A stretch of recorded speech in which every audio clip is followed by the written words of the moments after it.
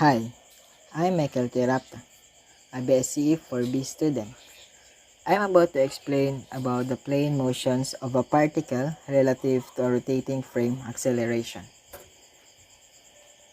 In a relative to a rotating frame acceleration, that's an observer who rotates relative to a stationary observer, such as rotating observer who would observe a fixed object, or one with constant velocity motions as tracing a curved trajectory with changing velocity and therefore accelerating motion. Let's move to the plane motions relative to a rotating frame. In our graph, our frame OXY is fixed and frame OXY rotates with angular velocity. Position vector for the particle P is the same in both frames, but the rate of change depends on the choice of frame. The absolute velocity of particle P is velocity of P equals the velocity of P prime plus velocity of P divided to rotating frame OXY. Plane motions relative to a rotating frame. Imagine a rigid slab attached to a rotating frame OXY, or F for short. Let P be a point on the slab which corresponds instantaneously to a position particle P. Let the Vp over F equals to first derivative of R sub to OXY is equals to velocity of P along its path on the slab. And Vp is equals to absolute velocity of point P on the slab, where our absolute velocity for the particle P may be written as velocity of P equals the velocity of P prime plus velocity of P divided to rotating frame OXY.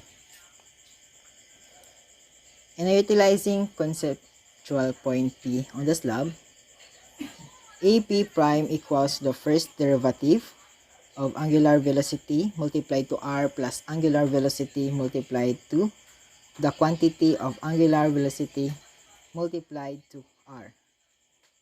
And when we use that formula, we get the AP over rotating frame equals to a second derivative of R sub 2 OXY. Acceleration for the particle P becomes to the AP prime plus AP over rotating frame OXY plus 2 angular velocity multiplied to first derivative R sub 2 OXY. So we get the Coriolis acceleration, which is Coriolis acceleration equals to 2 angular velocity multiplied to ROXY equal to angular velocity multiplied to Vp over rotating frame OXY. In this drawing, consider the collar P, which is made to slide a constant relative velocity u along rod OB. The rod is rotating at a constant angular velocity W. The point A on the rod corresponds to the instantaneous position of P. First, in absolute acceleration of the collar is AP is equals to acceleration of A plus acceleration of P over to the rotating frame OXY plus acceleration of C, where our acceleration of A is equals to our first derivative of angular velocity times our R plus angular velocity times multiplied to the quantity of angular velocity times R. So we get that formula of acceleration A equals to the square root of angular velocity. So the absolute accelerations consist of the radial and tangential vector shown.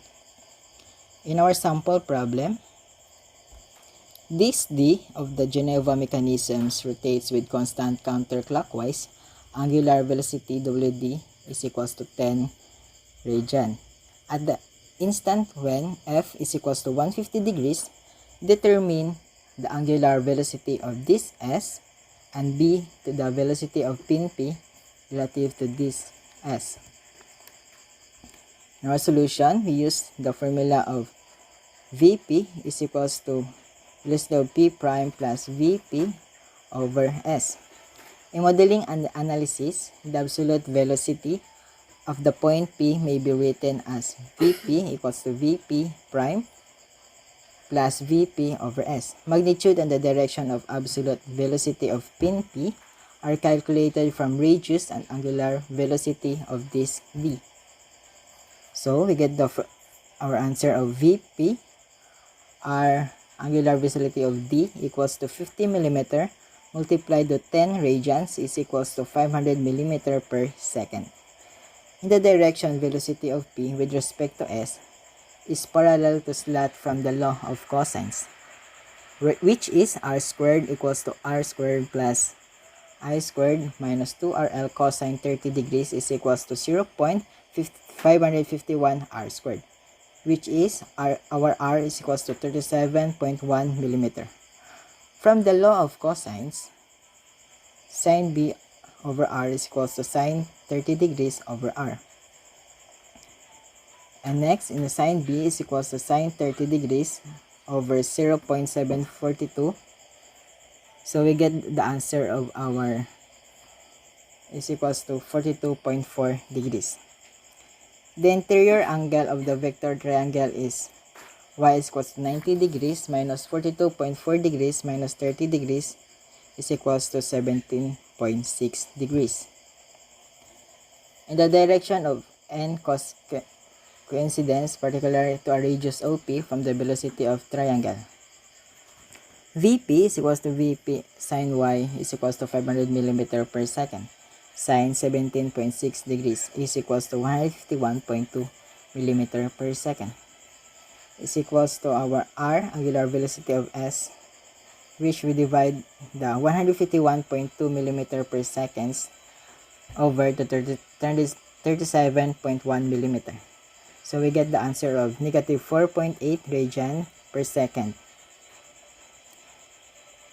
When we solve the formula of Vps equals to Vp cosine y equals to 500